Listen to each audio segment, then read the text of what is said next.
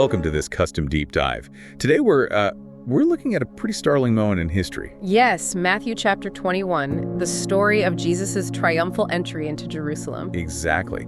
We've got a great collection of scriptural notes and reflections on this passage as our sources today. And our mission for you listening is really to uncover this sharp contrast between worldly power and humble obedience. It's a huge contrast, and to really grasp it, you have to picture the physical journey first. Right, Jesus and his disciples have just trekked up this exhausting uphill road from Jericho. It's a brutal climb, but they finally reach the foothills of the Mount of Olives, and suddenly Jerusalem comes into full, magnificent view. So you've got to imagine what's going through the disciples' heads right at this moment. They're probably feeling this massive stirring of awe. Oh, absolutely. They are primed for a grand reveal. They've been following this teacher, seeing these incredible things, and now they're looking down at the capital city.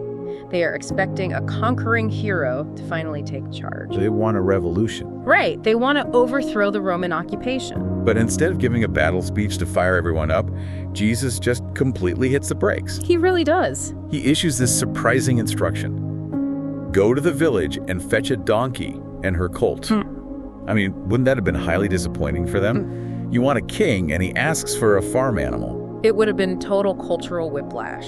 You see, in Roman society, riding a horse was the undeniable symbol of noble status and military dominance. If you were important, you rode a war horse. Exactly.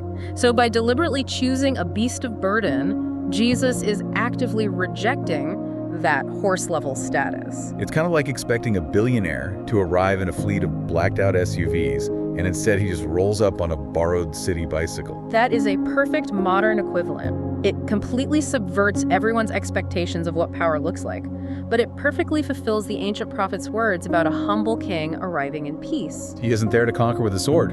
No, not at all. And then there's the way he actually acquires this donkey. He tells the disciples to just go untie it. No payment, no formal borrowing agreement. Just tell anyone who asks. The Lord needs them. Which sounds wild to us today. Yeah, they basically just walk off and take someone's property. It does sound crazy, but our sources point out that this is a profound example of ordinary obedience. The disciples don't demand a signed contract or absolute certainty before acting. They just do it. Right. They are given a simple, somewhat awkward instruction, and they take a clear step of obedience.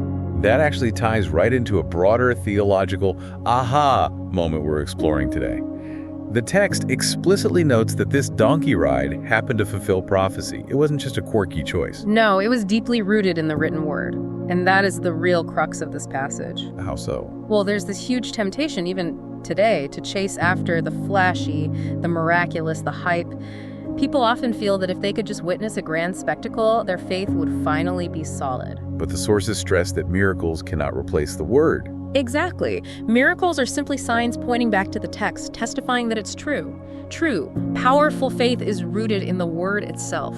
Not the spectacle. Chasing the hype is basically looking for that grand horse-level entrance all over again. Precisely. The text really challenges you to look inward. Yeah, so turning to you listening right now, where are you tempted to chase horse-level influence, clout, or recognition? When perhaps you're actually being called to humility?